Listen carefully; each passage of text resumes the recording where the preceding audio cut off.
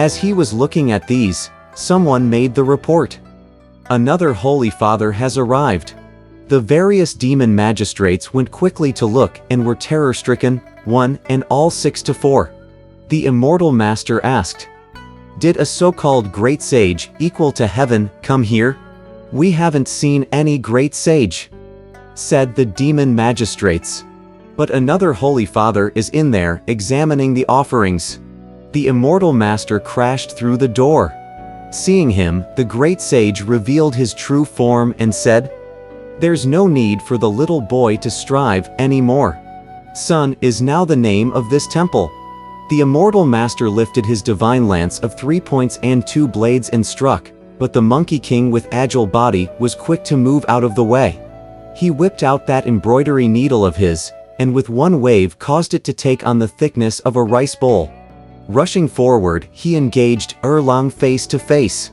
Starting at the door of the temple, the two combatants fought all the way back to the Flower Fruit Mountain, treading on clouds and mists and shouting insults at each other.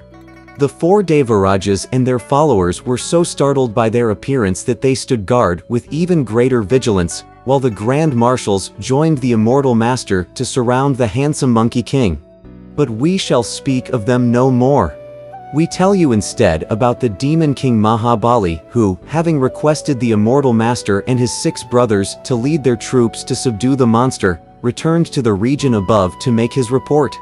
Conversing with the Bodhisattva Guanyin, the Queen Mother, and the various divine officials in the Hall of Divine Mists, the Jade Emperor said, "If Erlang has already gone into battle, why has no further report come back today?"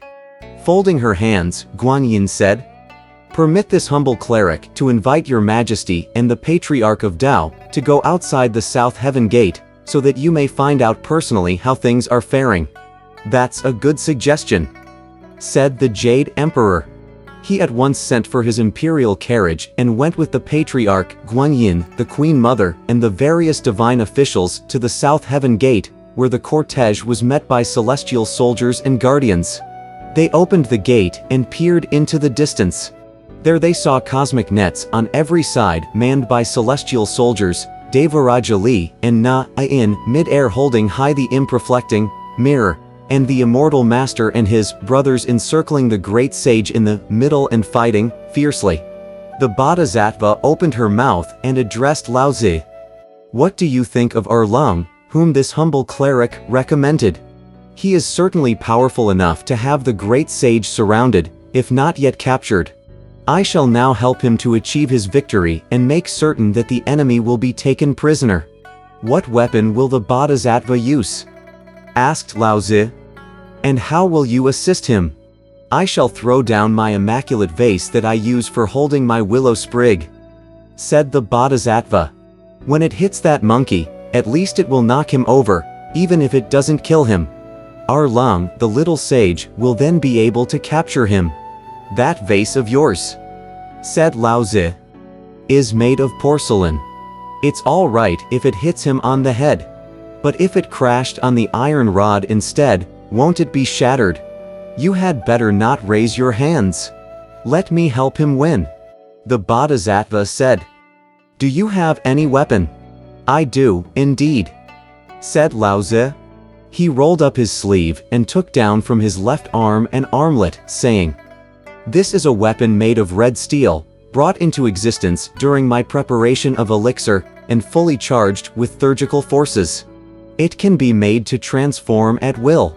Indestructible by fire or water, it can entrap many things. It's called the Diamond Cutter or the Diamond Snare. The year when I crossed the Haingu Pass, I depended on it a great deal for the conversion of the barbarians, for it was practically my bodyguard night and day. Let me throw it down and hit him." After saying this, Laozi hurled the snare down from the Heaven Gate. It went tumbling down into the battlefield at the Flower Fruit Mountain and landed smack on the Monkey King's head.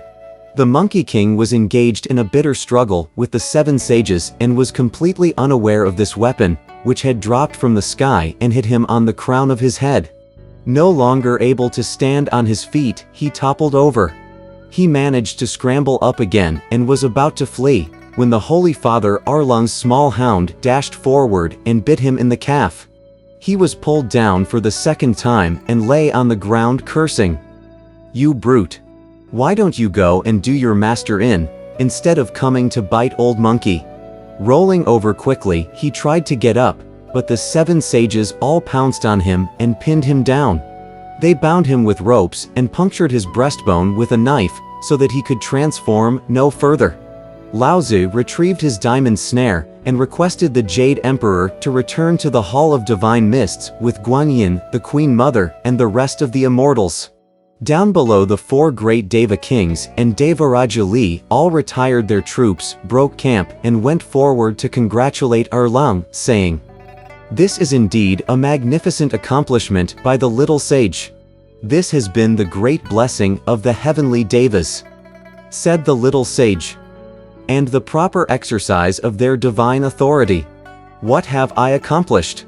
The brothers Kang, Zhang, Yao, and Li said, "Elder brother need have no further discussion.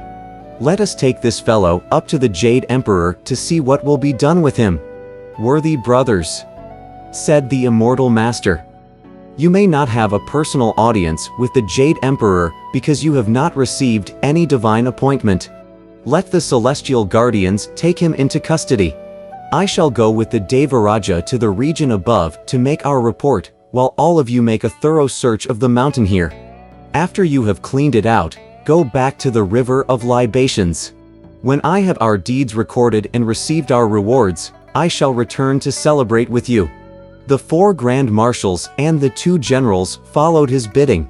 The immortal master then mounted the clouds with the rest of the deities, and they began their triumphal journey back to heaven, singing songs of victory all the way. In a little while, they reached the outer court of the Hall of Perfect Light, and the heavenly preceptor went forward to memorialize to the throne, saying, "The 4 great Devarajas have captured the monstrous monkey, the great sage, equal to heaven. They await the command of your majesty." The Jade Emperor then gave the order that the demon king Mahabali and the celestial guardians take the prisoner to the monster execution block, where he was to be cut to small pieces. Alas, this is what happens to fraud and impudence, now punished by the law. Heroics grand will fade in the briefest time. We do not know what will become of the Monkey King. Let's listen to the explanation in the next chapter.